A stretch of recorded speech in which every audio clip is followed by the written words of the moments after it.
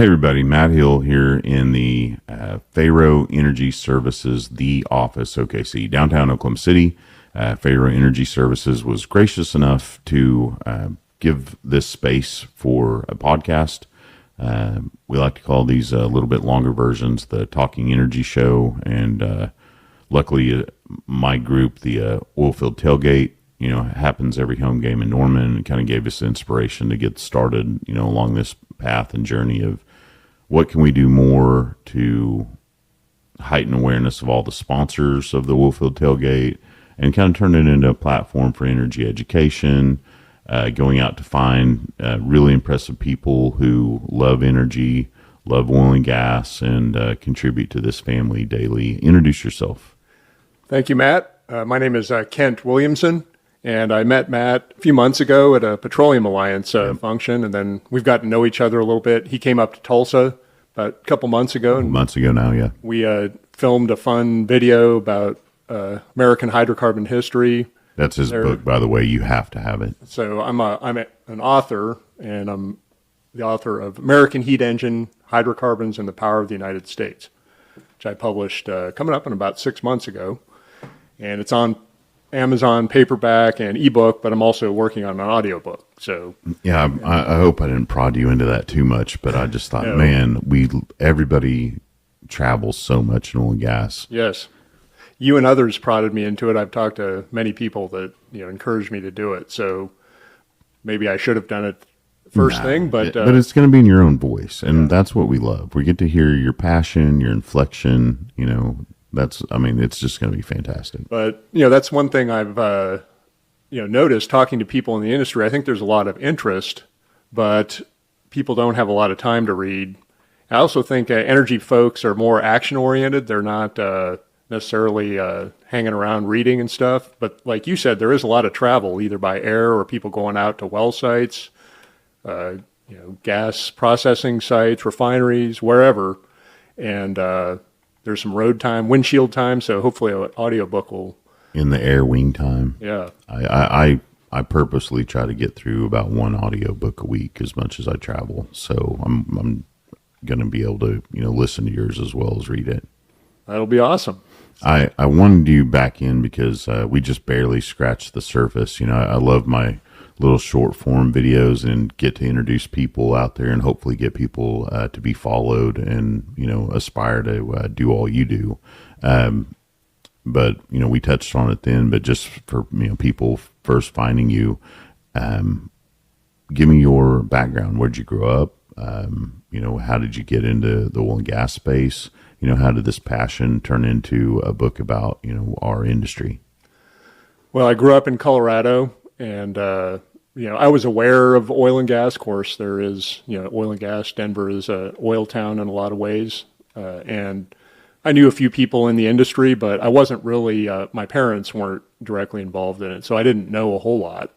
And then I also grew up near a road called Coal Mine Road, and only recently I figured out that there actually did used to be coal mines out in this area. They were small scale, kind of surface mines, but anyway, so long story short, as I did a few different things in my career, but then in 2007, I was hired on to IHS as a product manager, and I'm actually wearing the shirt right now of the company that IHS acquired. It was called GeoPlus in Tulsa, and I was a product manager for their software, Petra. So IHS had acquired them in 2006, and then they kind of hired a product manager to transition in as the owners transitioned out. And so from there, I spent over 15 years with the company. It eventually became S&P Global a few years ago. Wow. And I learned, I started in 2007, so I was basically, had a front row seat to the unconventional revolution. And the software Petra was used extensively and still is. It's still around. What's it? What did it do really, essentially? It's a geology mapping software. Geology mapping. And so the gentleman that wrote it, actually, he went to OU. He was a geologist, but he got into writing software pretty early in his career. He worked for Texas Instruments down in Dallas area, I believe. But then he came back to Tulsa and he worked for City Service, now known as Citgo.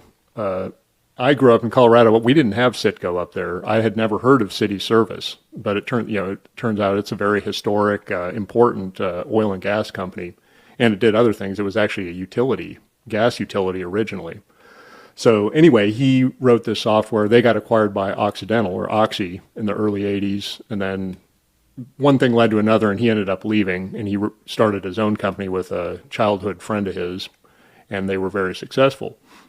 And then they sold to IHS because they were using the IHS well and production data was easily loaded into the software.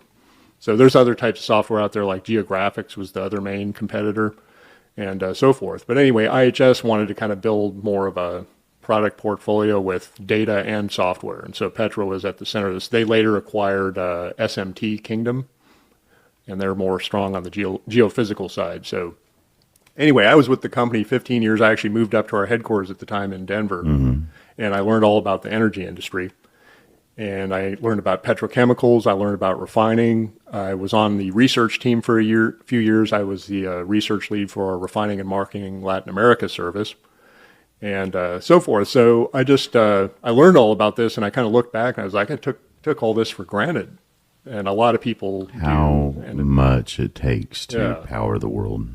And so I also realized that most people take it for granted, and then it's very misunderstood. There's a lot of, bad information or no information about it. And then I also love history. I love American history especially.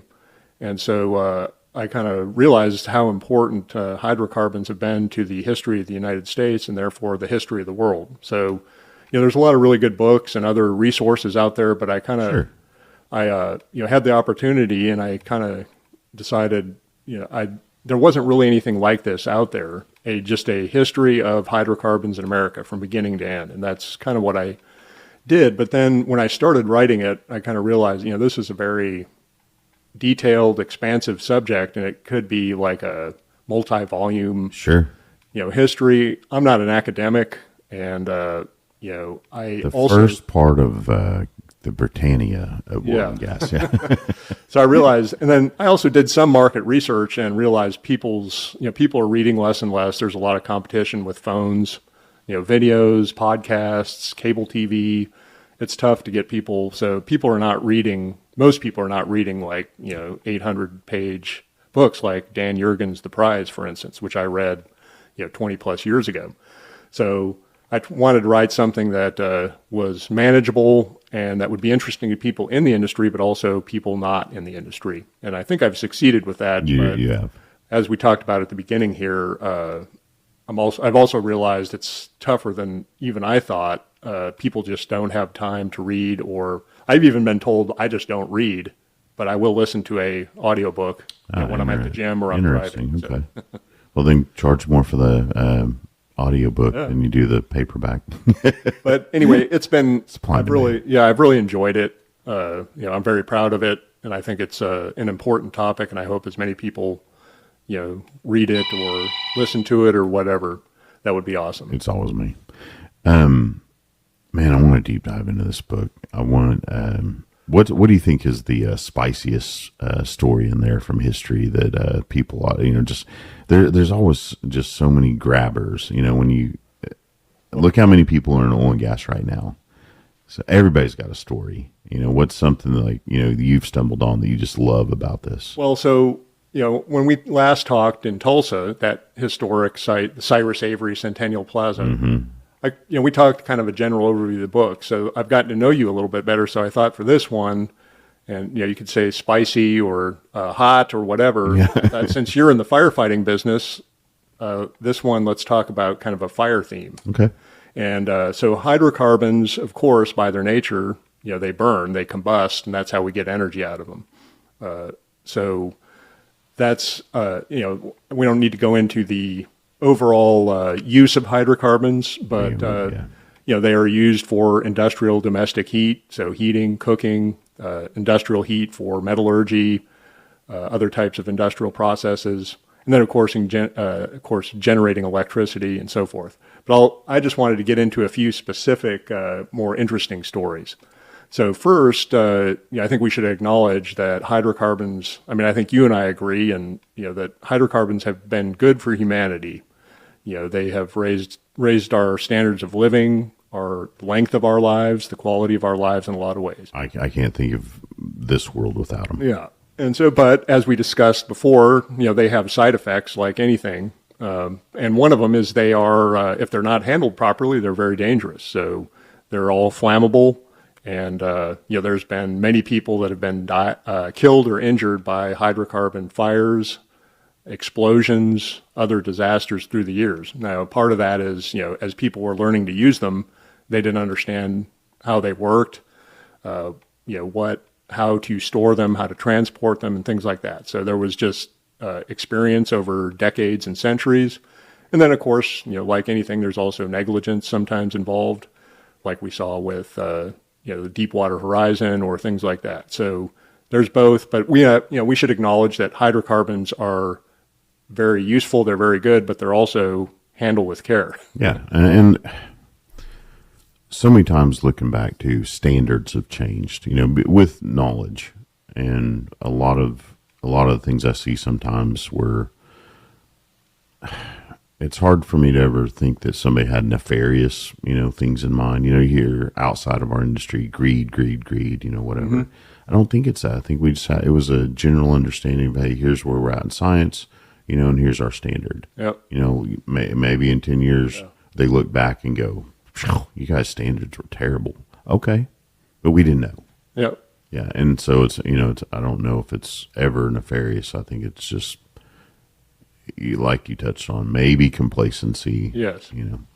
So, but there's still a lot of interesting stories about hydrocarbons in American hydrocarbon history around fire. So we'll just go through a few of those. So the first one, it's kind of interesting. You're in the firefighting business, and I think I mentioned to you that I was in the military, in the Navy, and the Marine Corps, so I went through a lot of firefighting training. Everybody in the Navy's firefighter. Yeah, so that was really interesting, and I enjoyed talking to you about your products and services and things like that, and the parallels between the two. So interesting stuff. But of course, fighting a fire on a ship is probably the most extreme place that you could fight a fire, or an offshore platform, because there's really nowhere to go. Nowhere to go.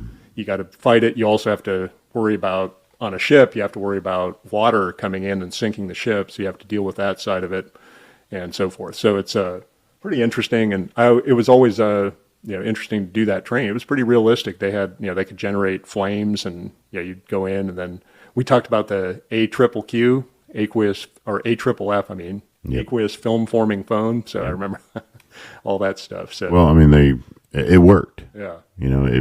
By all means, it was, again, another standard that they had. And, they didn't, think in the future that there would be, the problems with AFFF, we might be, facing. However, it's still a good product, if that's what you've got. Yep.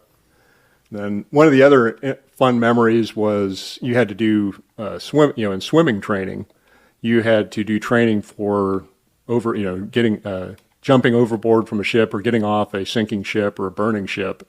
And then often when that happens, of course, there's an oil slick above you on fire. So Jeez. You have to learn, and it's kind of funny to watch, actually. I mean, it's serious business, but when you're watching someone try to do it, they also, you're going to have clothes on. You're not going to be in a swimming suit. So you have to take your shoes off, your boots or whatever.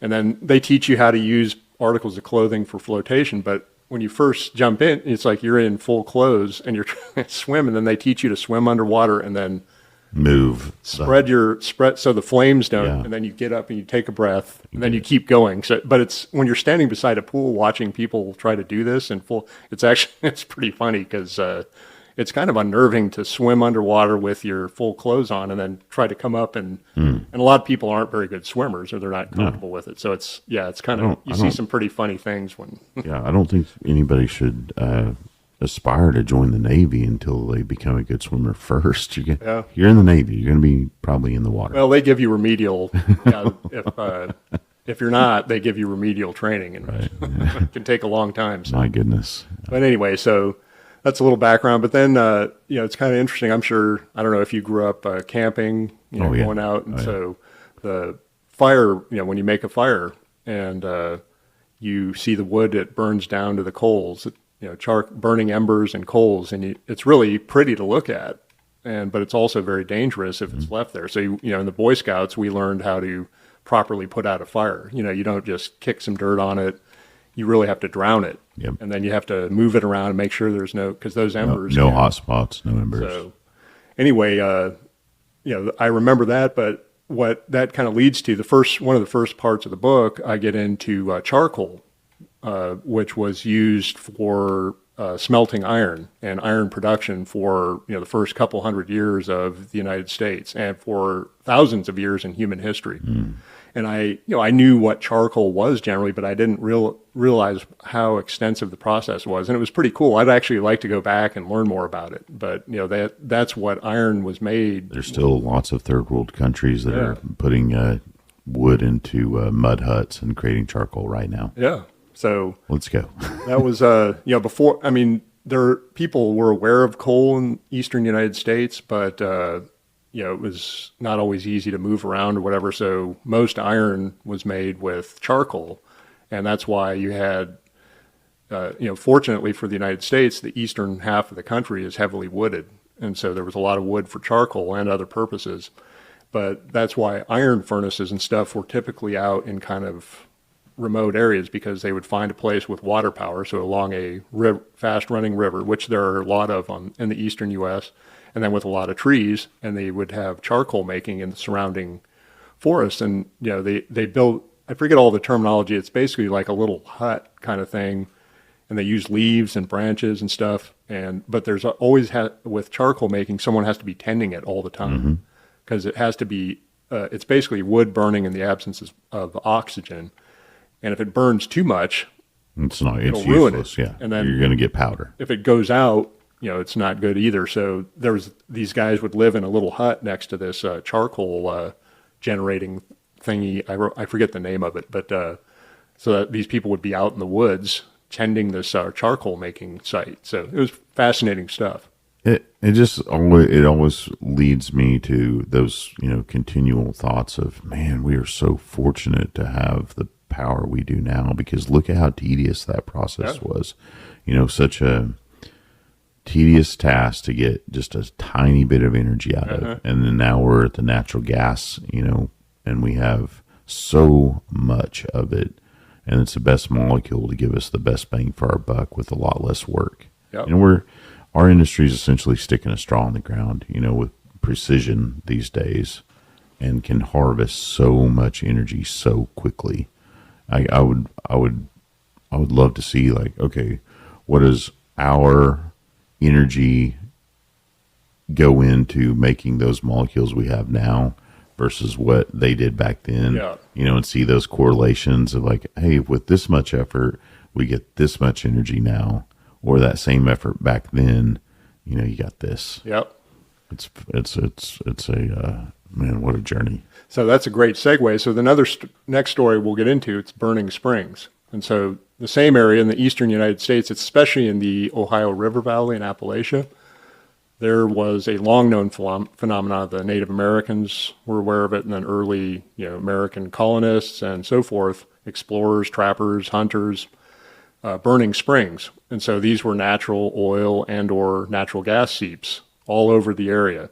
And they would be ignited by natural means, lightning or forest fires or whatever, or sometimes humans would do it. So people knew that, they could see like little ponds out in the woods where there was an oil seep, and you could see an oily scum on the surface and light it, and, it would burn and so forth. But then there were sometimes, flaming little geysers, natural gas seeps. So, and, it's really interesting because George Washington, our first president, but he had fought in the French and Indian War in the 1750s. So he went out there. He was also a surveyor. Oh, that guy was a beast. Yeah, and he ended up with a lot of land grants or land after that war.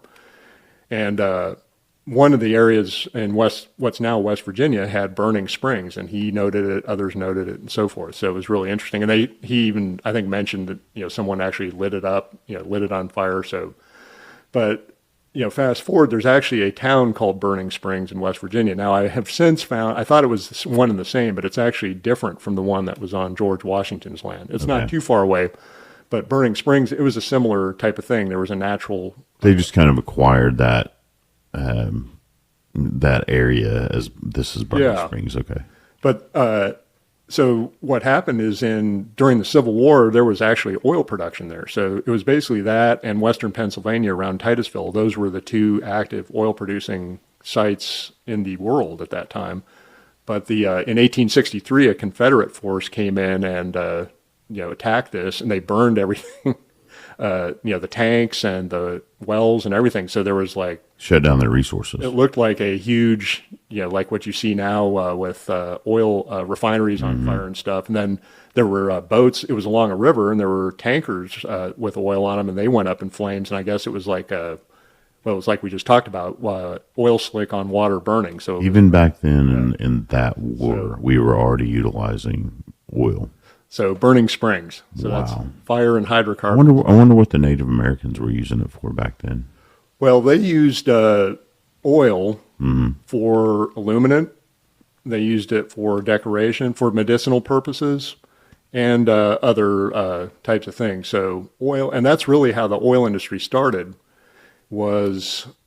People were aware of the natural seeps and so forth, and the Native Americans, the Seneca, other tribes in the area used it for these purposes. So they would actually put blankets in these ponds and stuff, and they would get oil, and then they would use it. And then oil was often produced, and I get into this in the book quite a bit, is salt industry. So, and that's where the drilling came in. So they would drill for salt brine, and then they would evaporate it. A lot of these salt wells struck oil and or natural gas. And so when oil was produced, it was considered a nuisance. In some cases, if it was mostly oil, they would just abandon the well. And a lot of times they would just dump it into the river or whatever. But there was, oil had real and perceived medicinal quality. So oil does, as a salve and things like that, burns. Petroleum jelly? Yeah, petroleum jelly is a byproduct. So it was used, and so that in the decades leading up to the first commercial oil well at Titusville, various people would bottle this stuff as patent medicine, and then these traveling salesmen, the snake oil salesmen, would sell this stuff. Some of it actually had legitimate purposes. A lot of it was made up, but that was actually the first kind of early oil supply chain, and there was some rudimentary refining going on and so forth. So. But anyway, burning springs, that's another fire-related American hydrocarbon history story. But who knows where great country would be without, the leadership of, somebody coming in going, man, this has a lot of purposes. Oh. Just every little touch that somebody finds, a little bit of science starts, and yes. a little bit of dissemination of information. Yeah, it's fascinating. And then, so the next story would be similar is anthracite. So it's the hard coal primarily in eastern Pennsylvania. And so it's mostly carbon. So it's like kind of the difference between hardwood and softwood. It's easier to get pine wood to burn than it is oak. Yeah.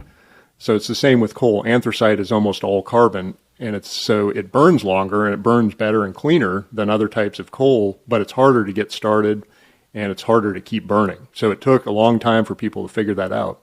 And one of the key things was, as far as using it for domestic heating, was a grate. So the iron grate, so a grate like you see in your fireplace. Yep. They had to figure out the best way to position the coal and to situate it so what kind of draft it needed to keep burning and so forth. And they figured out over time it actually needed less of a draft, and it would burn for a long time. But anyway, there was a lot of experimentation, crowdsourcing for decades. But this one gentleman named Jesse Fell in the early 1800s, he was from Wilkes-Barre, Pennsylvania area, northeastern Pennsylvania, and he had used anthracite for a nail production business, wire nail production business. So he learned, but he basically kind of came up with a grate that could be easily fit into existing fireplaces. And then that spread all over the area after that. So another. See, this is why I just got back from Ohio and Pennsylvania, and so whenever you were talking about a date for you and I to get together, I was like, well, definitely when I get back from there, because I'll have all of this terrain and these little towns in my head, because I knew I was going to get to go out there and look around and see these places come to life. Yeah, I'm jealous because I haven't been out there yet. Oh, you got it. That particular area. I haven't been to Titusville and that surrounding area. So. It's really a wow factor. I don't think a lot of people, if they haven't been in that area of the country, they need to get there. It really brings home a lot of the history And just how beautiful it Yes. is. Those rolling hills, the people are fantastic. There's so many people in oil and gas up there that just work their tuchuses off to Yeah. do what they do. Yeah, it's a fascinating area, and it's basically, I call it ground zero for all the American hydrocarbons. So, I mean, there was coal out in that area, especially around Pittsburgh, and fairly close to Titusville. But then, of course, oil and natural gas all started in that area for the most part. So, And I mean, environmentally, we're so fortunate now that there's such a, I don't want to say glut, but there's a lot of gas up there. There's so much gas. I mean, enough to power the entire country, but all over the country we have natural gas, and it keeps growing. As our energy demand grows, we find more. I mean, I would easily say and debunk anybody out there that has this finite, view of what or just how much natural gas we have. We have a lot of natural gas. It's not going away. We've got plenty of we've got a big future and a bright future because of our natural gas resources. I agree. So, but that's Titusville in northwestern Pennsylvania. That segues to the next story that I have regarding fire. So it's illumination. So that's the main reason the American oil industry got going, was for illumination. So it's a long story. I won't get into the whole thing here, but obviously people, we talked about this in our conversation up in Tulsa. For eons, when the sun went down, people just kind of plunged into darkness. So you could have a fire and that would give you a little light. But in the 1800s, you had candles, and those were all right, but they were actually pretty expensive, and they gave off limited light. They're also a fire hazard. So keep in mind, buildings back then, especially in the United States, are almost all wooden.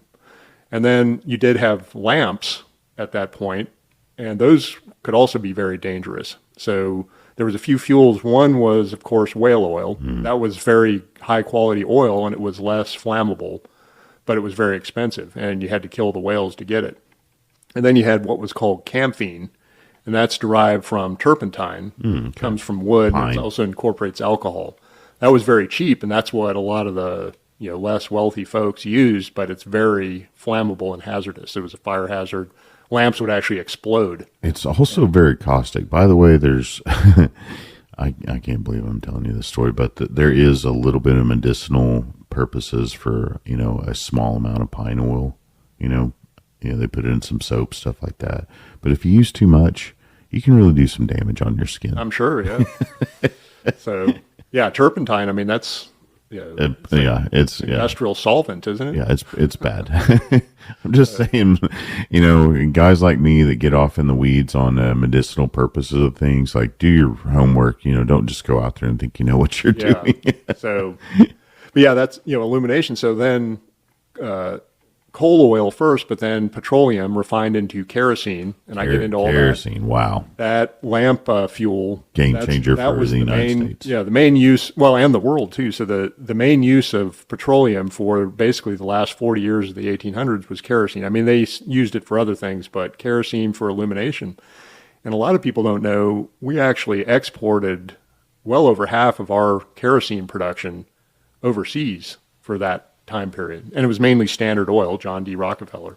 But that lit up the world, so to speak, and it was safer than camphene, but it was just as cheap, and it was way cheaper than whale oil. So it saved the whales, and it illuminated the world.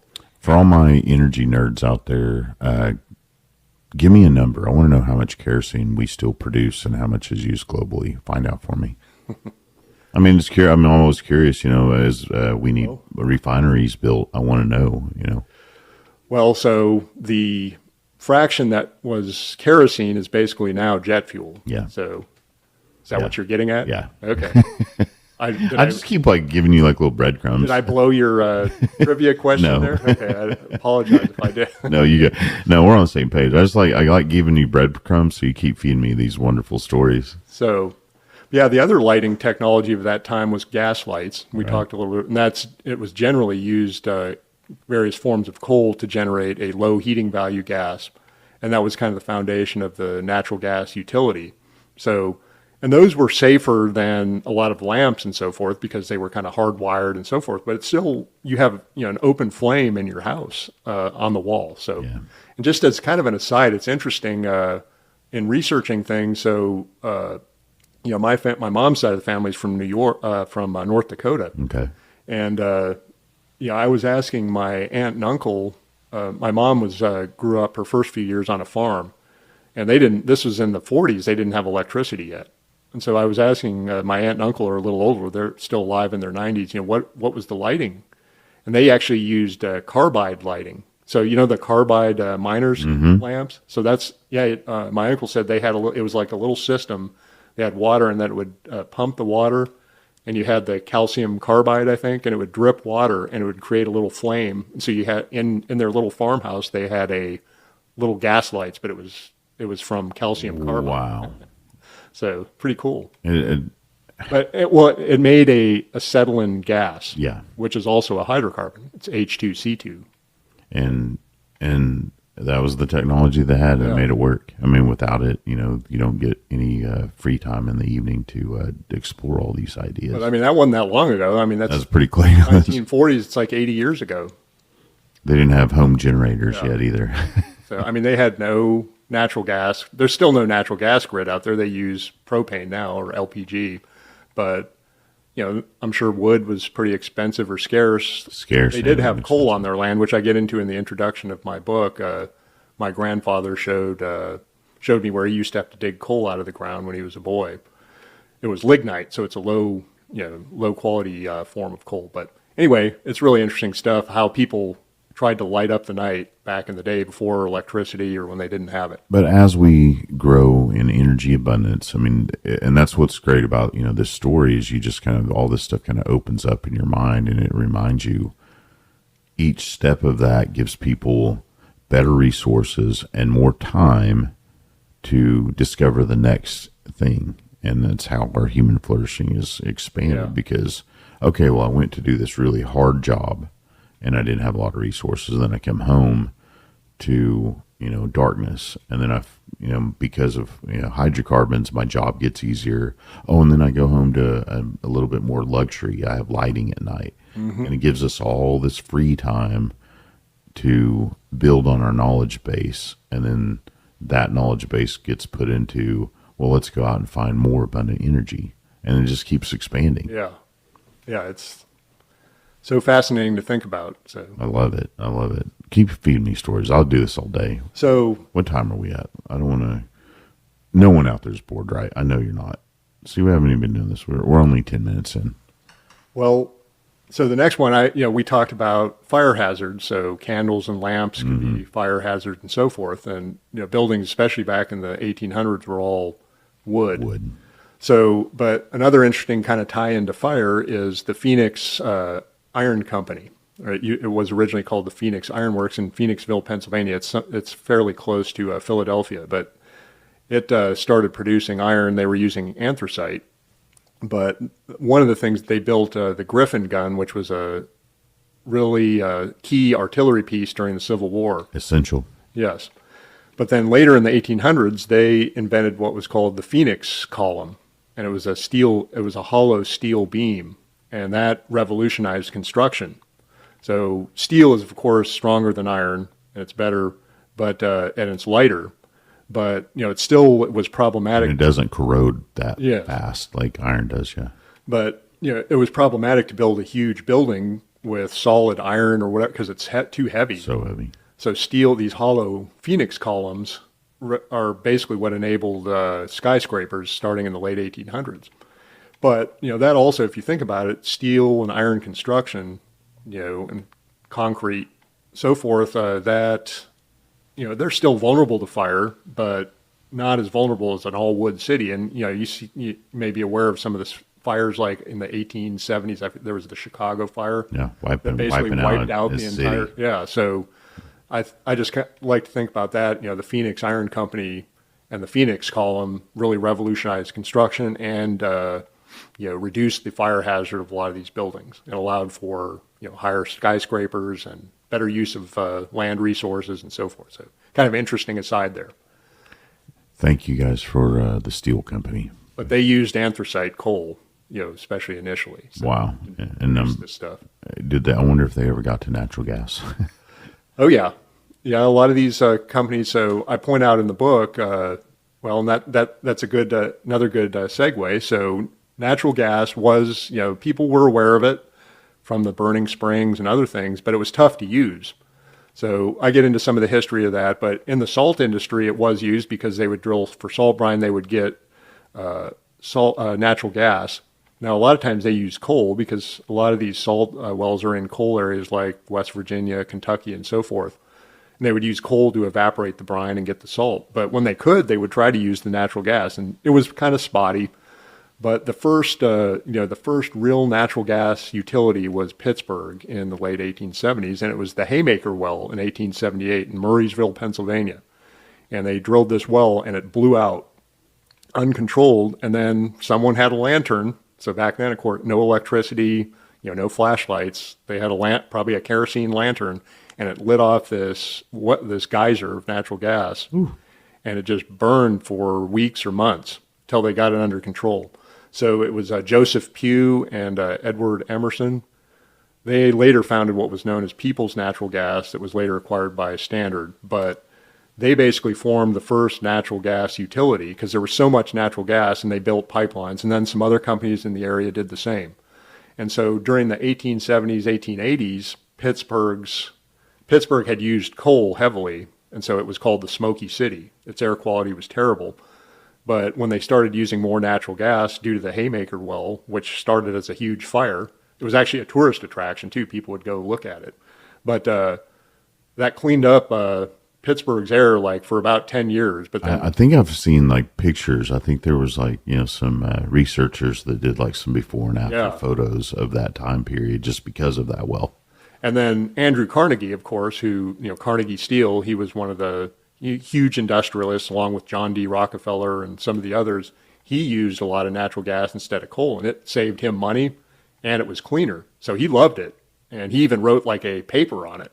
Affordable and reliable. It was better for his business, and it was cleaner. Repeatable all over the world. But then back then, they didn't understand the reservoir dynamics and geology and so forth, and there was a lot of waste due to ignorance and so forth, but the gas started running out, and they didn't have pipelines and storage network to bring in gas from farther away. So Pittsburgh had to go back to more coal in the 1890s, and that's one of the books I cite, which is a really good book, actually. It's by Charles Blanchard. It's called The Extraction State, a History of Natural Gas in America. Okay, I'm going to go get your book, Charles. He called it Going Back to Smoke. So that's what Pittsburgh did, later in the 1800s. So, but then eventually, which I get into in the book, we figure out, there's more natural gas, and then the pipeline network grows, the storage and so forth. But the Haymaker well, which was a huge fire, is what's really got the natural gas going on a commercial basis. I'm glad it wasn't invented yet. I'd go out there and put it out. Yeah. So, and that's what I was going to mention is I haven't had time to really dig into this, but I would like to research how did they, go put those things out back then. It's dynamite. Yeah. There's no telling. Drilling, secondary. We should. I need to find somebody for the history of well control and what we did back then. So, and that leads us to our next burning well, which so later on in the 1880s, 1890s, there was called the Lima, Indiana. It was called the field. Lima, Ohio is what started it. And there was a gentleman who had a paper mill, and he was drilling for natural gas to run his paper mill on, and he hit oil instead. And that created the Lima oil boom in primarily northwestern Ohio. But that oil was heavy sour crude, so they didn't know how to refine it. And there's a whole story about what happens after that, which I cover in the book. But then they also, people knew of natural gas, and that area, of course, was growing at that point, and they were looking for, resources, coal, oil, natural gas. Well, at the Lima oil boom, they were drilling for oil in northwestern Ohio and Findlay, Ohio, which happens to be where Marathon Petroleum is based now. And they hit a natural gas well, and it blew out like the Haymaker well. This one was called the Great Karg well. It also lit on fire, and it burned for 4 months. And it became a huge tourist attraction, and people from the surrounding area came and looked at it. But then most of the natural gas actually turned out to be in east central Indiana. And so there was a natural gas boom there in the last decade and a half of the 1800s into the early 1900s. Now, what they were doing, it did attract a lot of industry and created a bunch of jobs, but there was also lots of waste. A lot of it was due to, they didn't understand, but there was a lot of negligence too. They would use, they had what were called flambeaux, and that they would run this gas into torches, like street lights and these huge kind of, like arches over Main Street that had natural, and they just burned the gas day and night. And it was cool. We do that now. Yeah, we have our stacks everywhere. Yeah, so but then the gas again started running out early 1900s. So, for instance, they built a gas pipeline from Indiana to Chicago. Chicago switched over from manufactured gas to natural gas in the late 1800s. But then basically the natural gas started running out, and Chicago had to switch back in 1907. So. But anyway, that natural gas boom started with another out-of-control well, the Great Karg Well, that burned for 4 months. All right, stay focused. Again, every story you have in this and every person you have in this will probably end up being its own deserving story and book. That's what I see every time I turn a page. Like, okay, they're going to get their own book someday, or that story is going to get its own book, because it's just like you can't stop. American heat engine, hydrocarbons, and the power of the United States.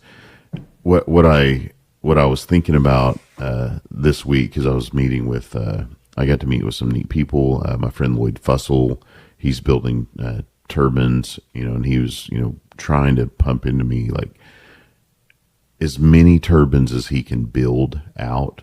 Data centers are already buying them. Like he's trying to, he's got like, I think I've got enough business till 2030 already. As fast as anybody can build a turbine, they want them. As fast as you can build a data center, they want them. And as fast as we can build refineries. So I was with Steve Reese and Stuart Turley, and I got to talk with all these leaders like you. And I keep thinking, if you're into data centers and natural gas and production, and you see these former areas that were huge in gas, like Ohio, because our big basins in our mind have changed quite a bit over time because of the shale boom. So we still have the Permian Basin. We have, here in the Anadarko, we've got Louisiana, we've got North Dakota, and we've got, that Ohio, regions. But if you pour through books like this, like you might want to, if you're a landman and you're looking for data center areas where we can go drill for natural gas and put, these turbines out, just a book like yours is a good resource to go, man, we might want to go revisit that area of Indiana, of Ohio, and see like what's our take on putting, some seismicity and new tools, and look at, possible new reservoirs we have untouched across the world. Well, and that's, that area, it's fast. You mentioned the Marcellus and Appalachia having all this natural gas, which is true. There's plenty of it in New York too, but they're not drilling it for it. Oh, if we could just possibly get New York and New Jersey on the natural gas, bandwagon, and like, what are y'all doing? We have unlimited, boundless resources ready to just either drill in their own state or at least build a pipeline over to them so that they have affordable energy. Yeah. But, Ohio and Indiana, that was a short-lived boom. Ohio was actually the leading oil-producing state in the United States during the 1890s. But now, of course, Ohio especially is kind of making a comeback due to the Utica shale. And that's deeper, it's older, it's tougher to produce than the Marcellus, and it's more NGLs and condensate and so forth. Which we like. That adds to the bottom line. It's pretty cool. Yeah, we'll take those. It's really fascinating to see how we're going back to that area, which was the origination point, western Pennsylvania and eastern Ohio for American hydrocarbon industry. So I think it's great. Yeah, every time, there's not a page on here that makes you not want to visit that area and go find out what's where it was, what it's doing today, and what the future of that area could be. So there are a few other stories that I could get into, but I think you can get into all of them if you want. I don't care. This studio is yours, and I told you, like, you can come and use this anytime, or anybody that you find fascinating that you want to bring in here. Let's grill them. Well, I think I'll finish up for today Okay. on this note because I think it could lead to another one in the future. Oh yeah, you're a series. Kind of anytime. a part two on fire and You're hydrocarbons. probably gonna be a part 10. 1, 2, 3, 4, 5, 6, 7, 8, But 10. with Lima, Ohio, that was heavy sour crude, Mm-hmm. and so I could go through the whole story of how they figured out how to desulfurization and things like that.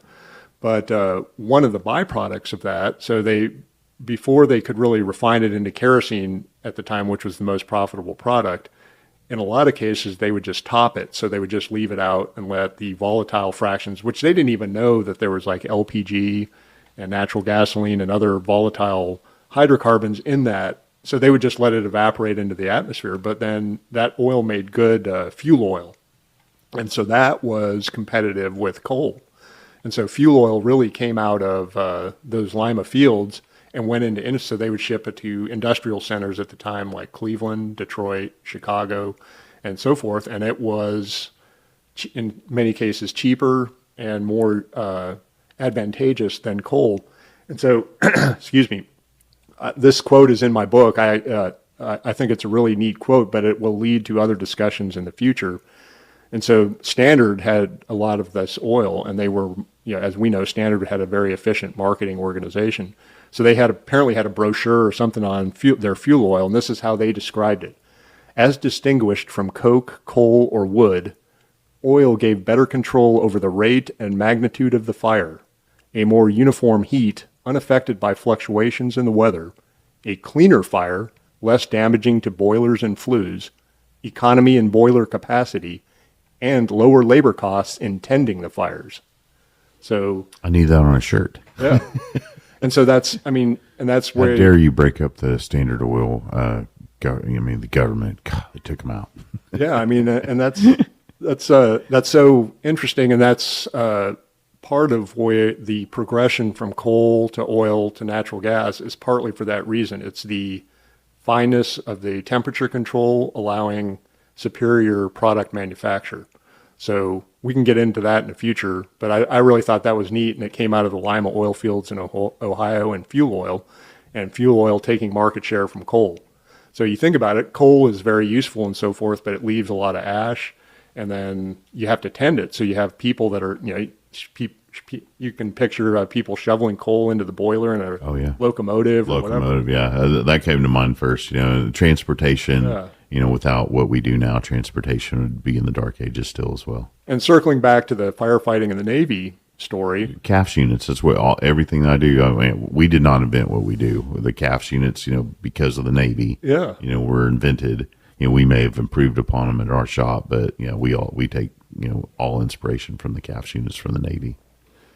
Yeah, it's an important topic, and that's one of the things I get into is, so the Navy took forever to switch from sail to steam, and there was a lot of legitimate reasons for it, but one of them was coal was considered very dirty, and it was dirty, and it clashed with the kind of ship shape, spick and span that they typically kept their sailing ships with, swabbing the deck and keeping everything really neat and clean. With coal, especially in the engine room, you couldn't do that. It was dirty, and there was resistance to adopting it. But there was also resistance due to fire concerns. So especially before iron and steel ships, having coal burning and having a flammable, and then they didn't understand some of the, if coal sat in a closed space, it generates gas too, and it could explode if the ship was hit or whatever. So fire was a definite concern in adopting coal, and then later fuel oil on board ship. I wonder what they had in the, there were metal submarines in the Civil War. They had already invented submarines, and I wonder what those guys saw with in the dark in there. Was it kerosene yet? Yeah, I'm not sure. Was it candles? I hope not. Burning up their oxygen underneath the water. Buddy, you open, as soon as I caught you in that book, I was like, oh my gosh, I don't have enough time in the world, but I want. Now it's like I'm constantly looking for more time, because a page turner, and then you're ready for the next book. Yeah. And you want each person in here to be its own story and book. And I love our industry, and that there are some industry giants out there that get a lot of headlines, but it took all of us to get here. Yes. Every single person it took. It keeps going too. I mean, we're figuring out new ways to use hydrocarbons, and they are essential to any form of energy that's out there. So This industry, I mean, I always had faith, right? And I was a Christian. I'm a terrible Christian, and I've good faith. It's unshakable, but I'm faithful. I'm a sinner like anybody else. But because of books like this, because of the Bible, there's no way in my head all the time I'm like, the Creator did something really cool. Yeah. I mean, there's all this stuff that leads to our flourishing always reminds me there had to be a design and there had to be a purpose. Well, that's the way I look at it too. So yeah, I mean, there's no way we could flourish without our Creator. And look at what He gave it: the resources and the brain power and the desire to go out and be explorers. And there's always that hunger of knowledge. And there's so many good people in the world, in our industry for sure, of just looking to improve lives. And you have done that with a book like this and taking your time. Well, thank you. And again, thank you for having me on your podcast. And I just so much appreciate you sharing this time with me. And I was going to mention, I'm actually also, so I like telling all the stories, but I'm actually going to be speaking at the Tulsa Geological Society in a few weeks. Oh, good. They have a regular lunch. Yeah, they're the great organization. The next week in November, I'll be down here for Oklahoma City Geological Society. So I'm going to tell them a little bit about the book and my background, which intersects with a lot of theirs and so forth. But, like I said at the beginning, it all started, for me at least, with getting hired on with IHS. They had acquired GeoPlus and Petra Software, and I went on this amazing journey, and this book is one of the results. So, well, if you're out there in oil and gas, and that's really my audience, but anybody that has any organization you're part of, reach out to Kent, ask him to come speak to your group, buy the book. If you're a company out there, hire him as a consultant for any. I promise you, anything you are doing right now, he could probably come in and do some consulting fees. Sorry if I'm putting you out there like this, but I think it'd be worthwhile for people to grab you and come and consult. What they're doing. Yeah, I mean, your book of knowledge is fascinating. I'm open to speaking at. So if you're looking for something a little different. There's a lot of great speakers out there and so forth, but I think this is kind of a bit of a different topic that, and there's definitely a lot of kind of leadership and teamwork and other practical type stuff that I can relay from American hydrocarbon history. So do you see throughout the history, like maybe time frame and steps and is the next great periods because of, expanding our abundance and reliability of energy? Do you see how it took, hey, it took so many years from here to get to there? And then now that we've got a little bit more energy, it takes a little bit less time. Are you seeing correlations in anything throughout history in the book, like where we were, where we're at now? What's our future look like? Well, I just know, and this is what, I've seen many commentators, including Daniel Yergin, who wrote the prize, say that energy transitions take decades or even longer. So it's, with energy, it's very expensive and difficult to deal with. And as we talked about, hydrocarbons are very useful, but they're also very dangerous. They have to be handled with care, and that requires a lot of infrastructure and redundant infrastructure, safety type equipment and techniques and so forth. So you can't just change things out, in a period of a few months or a year or whatever. It takes a long time. So an example in the book, gas lighting, that started in the United States in the early 1800s. And it was, obviously electricity came in the late 1800s, and that kind of removed it from the lighting business, but for various reasons it had moved into the heating and cooking side of things, which is what we now use natural gas or LPG for. But it took until the 1950s for natural gas and LPG to displace manufactured gas. So that's almost 150 years. Yeah, we've invested a lot of time and a lot of resources in developing what we do now. So for me, I see a neat correlation, and it's one of the reasons, just one of a million. I got sentimental, and I wanted to do something to give back to our industry. So I got into the safety side and the fire suppression stuff. But I saw a correlation in we've built out now a great infrastructure. We took a lot of time and a lot of resources we went out and found the resources. Then we've refined our ability to harvest them, and then we've refined our ability to keep them. And now I'm seeing a great revolution in the safety of our industry. Okay, we've got this much down, and now I can sit back and I can wonder, and I'm like, well, what's the next thing? I want to protect everything I've built. Hey, Matt, I want to protect everything I've built. So let's get in the safety side. Let's get in the fire suppression. So there is like a revolution in our industry to protect our people who are, not, you can't put a value on human life, and then, protect all of this hard work. And so like, oh, I'm here at the cutting edge in time and space of now protecting our industry from the headlines, if you will. And that's another part of it too. Like also outside of our industry, they love focusing on fire. So if there's a fire in oil and gas, boom, we're headlines. So that I just love the history of where we've come, where we're at, and where we're going.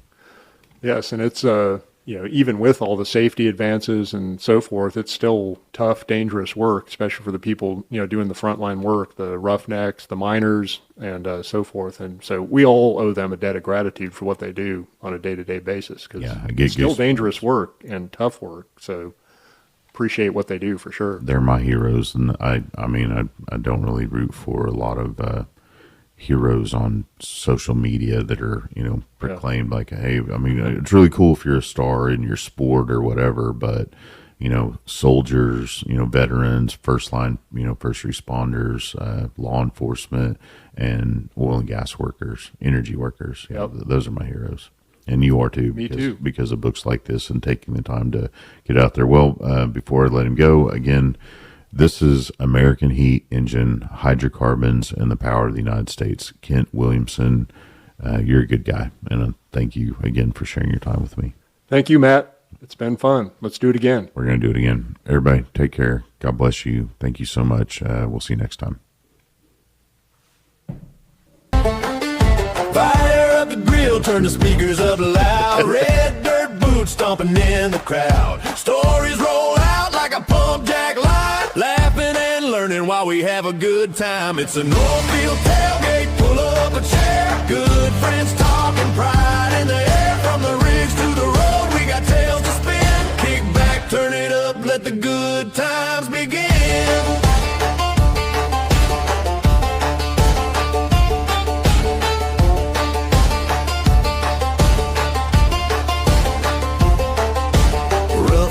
Rig hands, bosses, and crews sharing their wins and their hard work blues. Doesn't really matter if you're big or small. We're all bricks in that oil field wall. It's an oil field tailgate. Pull up a chair. Good friends talking, pride in the air. From the rigs to the road, we got tales to spin. Kick back, turn it up, let the good times begin.